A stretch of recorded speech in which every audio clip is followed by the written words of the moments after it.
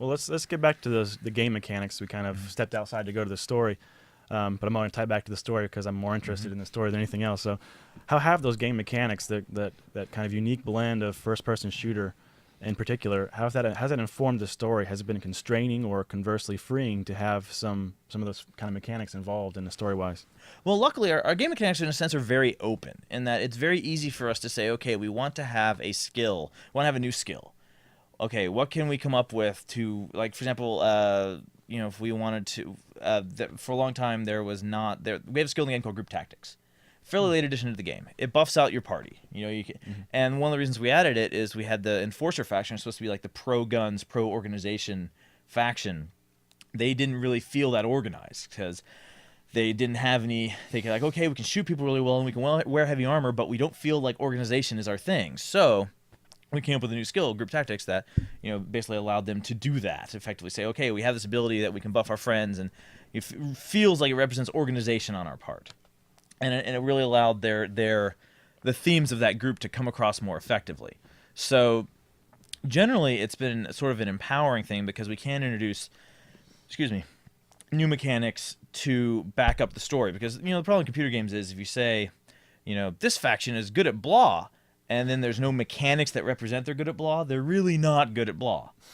Which is frustrating because coming from a tabletop background, it's fairly easy for me to say in a tabletop game, this guy, he's good at whatever, and I can just adjust his stats with the pencil and erase what he had, put it down, great, now he's good at this thing. And in a computer game, you can require a lot of tech to do the same thing.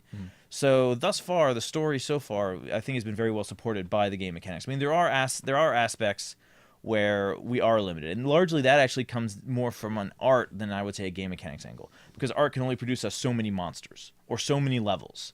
So, a lot of times we'll come up with a story and we're like, okay, we want to have this new level, or we want to have a new bad guy you fight, or hey, we need a special weapon for this. That will actually require a lot of time. So the tech stuff, it doesn't tend to be as much of a limitation. That could just be because we've gotten so used to our limitations we don't necessarily see them anymore. But generally speaking, we got enough of a technological basis where we can say, okay, we want to have this new mission type. We want to do this mission, like, for example, we have one in a Chota camp that we call the Meat Pants mission, where you prove you pass this test of manhood by putting raw meat in your pants and running through a field of wolves. And I think it was my Marie, our dev team lead. She had the idea for that, and we had to get a special brain for the NPCs and the mission to do that. And it was really cool. I mean, it's a cool little mission, but it's one of the situations where, okay, we've got this story that actually involves you doing all this stuff to prove to Chota you're tough. We have to get a special brain, but the technology actually really helped because it felt like you were putting meat in your pants and running through a field of wolves. So, well, that sounds like something that would be a cut scene in a normal game, because they wouldn't figure out how to do that. They wouldn't have the flexibility to put that in. But now you let the player experience it. For real. Yeah, that is one thing though. We don't do cut scenes. We have one in the very beginning of the game. After you die in the tutorial, you get a cutscene basically explaining kind of how you come back from the dead. After that, there's no cutscenes, and I think we're better off for it, just because it's not become a crux for us. Because a lot of games you'll see, like, your gameplay will just be fight. Then you get to the cutscene, and all the story's in the cutscene. Yep. And I'm like, okay, that's lame. I don't get to do anything during it. I'm just watching TV effectively.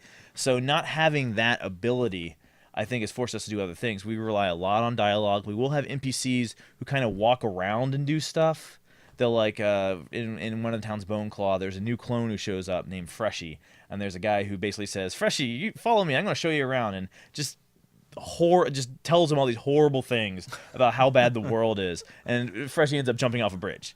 And, of course, Freshy's a clone, so he respawns. So it's just one of those, it's a very black comedy kind of thing, and it serves sort of the purpose of a cutscene in, hey, here's the world operating, here's a little scene you can watch, but you do it and you actually have to follow them around if you want to see the whole thing. We're trying to make it a bit more active and interactive than just I sit here and watch this thing happen.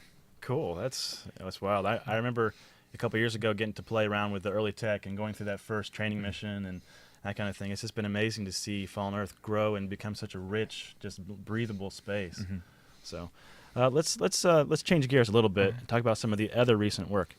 It's your own fault you're so prolific. My bad attempt at comedy there.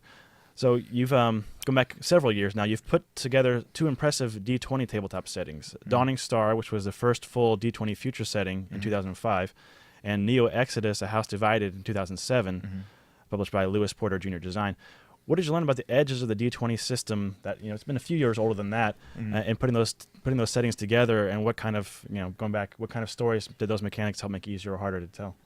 Well, I guess I like the D20 modern setting, but like the D20 system. Well, actually, I would say worse than the D. The problem is once you get above 6th or 7th level, the system really falls apart. Just in terms of if you're trying to do a realistic feeling game, it really does not work because you can get shot so many times before it becomes a threat. And that just doesn't really make a lot of sense. I know hit points are supposed to be an approximation or an abstraction of actual ability to absorb damage, but that's never the way it feels. So D20 games up to about 6th level, I think are good. But and in fantasy, you can explain it a little more. Of we're it's magic and we're all crazy heroes, and we're Conan. We can get stabbed all day. It's all good. That's what happens. But if you're trying to play like Battlestar Galactica with D20 Modern, after you get about 6th level, it's like, right, the Cylon fighter can shoot me with its onboard cannon, and I can take it. That makes no sense. So there is a certain point at which I think the system breaks down. D20 Modern specifically, at a very basic level, I really like the class structure. I really like the smart hero, fast hero. I thought that was a really cool way of breaking down those characters. So I really like that aspect of it. And Pathfinder, Paizo has started talking about possibly doing a Pathfinder D20 Modern, which I would be really interested in taking a look at. But yeah, I mean, it's D20. It's got its advantages. It can do a whole bunch of different stuff, but the problem is people tried to apply it as a system to every game imaginable when it really doesn't do every game that well. It does D&D really well, but it doesn't really do modern day as well. So I don't know. I'm really what I would really like to try and do at some point. And actually, Justin Jacobson, the guy who runs Blue Devil, who did Dawning Star, we've actually talked about trying to do like a Traveler version of Dawning Star and like a Savage Worlds version and stuff like that. Some other game systems that might be a little more fitting for that world, because I love that world. It's so much fun to write those books. But and again, lots of critical success. But yeah, we got like 4 Emmy nominations. It was awesome. But we were up against Green Ronin or Monty Cook every year, so it's like, right, we're not winning anything. It seems like some of those guys should take a break a couple years, let everybody have a chance. Well, it's the problem of a lot of these awards being, I don't want to say popularity contest because that's an insult to the awards, but it's a question of scale. Just because you can write an awesome game. I mean, there are a lot of small, like the indie press and the RPG scene right now produces some awesome games, most of which are never going to get any recognition outside of the small number of people who are into that scene. Yeah, because there are some fantastic games out there, like 316, Carnage Among the Stars, or Day After Ragnarok, or Eclipse Phase. Some really great games. If you like speculative fiction, get Eclipse Phase. I have heard of Eclipse Phase. Fantastic game. Cool. So you talked about Dawning Star, so we'll talk about Dawning Star next. Joseph Martin started developing this setting, and then you were brought in to bring it to life in detail and complete the project. Can you talk a little bit about how it was to pick it up and it was kind of weird, just because there was literally a 2-page kind of teaser thing on what the game was supposed to be like, and that was it. Wow. And I'm fairly certain the end result of what I made, other than keeping the names the same, was very different than what he had planned. Okay. Because I basically kind of turned it into it's not hard sci-fi, but I would say firm sci-fi. It was like firm sci-fi pulp. Right. In that it was very pulpy. It was very, let's explore ancient ruins, and there are alien races, but there's not a lot of them, and there's science except for crazy ancient science is understandable by physics, and faster than light travel isn't really available. So it was like a firm sci-fi, but it was a very pulpy firm sci-fi. And I think he was doing more of a very hard sci-fi. Okay. But it's the sort of thing now. I wish I could actually go back and rewrite Dawning Star now, because there were aspects of it, like, for example, I had not really had much exposure to the concept of transhumanism when I had written it. And so there's not really any aspects of that in the world, and I feel bad having left that out. Okay. Because I think that would be an element that would be really cool to include in the setting. Because I think that's, kind of how our world is going to some extent. Right, a little Deus Ex, all that stuff. Well, I mean, it's like a few years ago, they had a guy, maybe it was even last year, who had lost his legs, and he was in the Special Olympics, and he had these prosthetic legs, and he could run faster than he like broke the world record for like 100-yard dash. And I was like, at that moment, when we can produce limbs that are more efficient than our real limbs at a specific task, that's when transhumanism really starts kicking in, and people looking at it and going, metal is better than flesh. That's when people really start changing their bodies around. And it's a terrifying concept to me, because I'm like, I would never do that. But some people would. So it's one of those concepts. It's in the past few years, there've come a number of really good sci-fi games have come out, like for example, Eclipse Phase or Transhuman Space. There've been a lot of really good games that I would like to, not necessarily incorporate parts of, but mount a response to effectively. Because Dawning Star was a very kind of humanist game. It was very, we will be awesome. If we all work together and stuff like that, we will succeed and it will be cool. And I think kind of taking that angle into transhumanist sci-fi would be very interesting. Because usually transhumanist sci-fi is, look how messed up we are because we change our bodies and stuff like that. It's not really as hopeful about it all. Right, definitely. And it's definitely a really interesting take on it, because like you said, it's usually you see these monsters of transhumanism and how you lost your sense of self, and you can't escape, now you're plugged in all the time, and it was an interesting take, definitely. So let's talk next about Neo Exodus. You talked a bit about Dawning Star's pulp kind of aspect.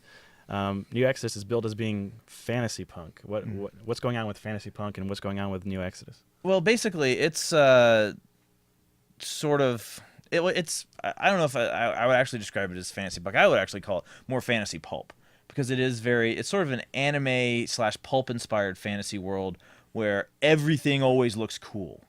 That's sort of the thing I've always come away with it from, is everything is there are no villages of peasants who just kind of stand around and farm stuff.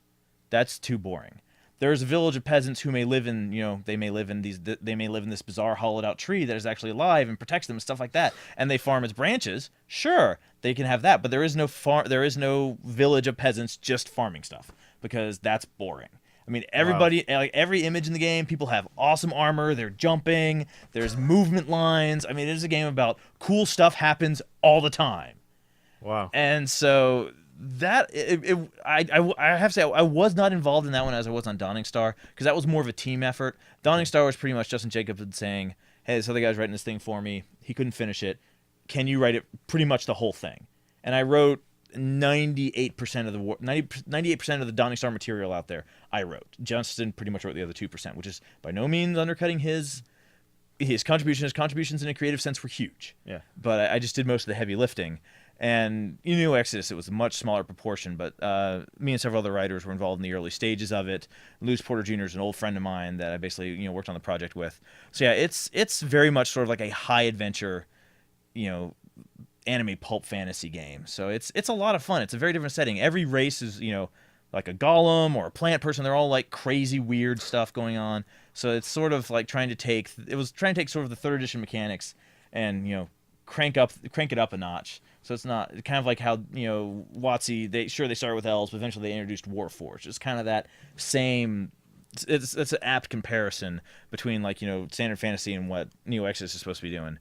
But they've actually started doing a bunch of Pathfinder versions of the stuff now. So a lot of the stuff, he's converting it over to Pathfinder, since it's effectively the successor to 3.5. So, all right.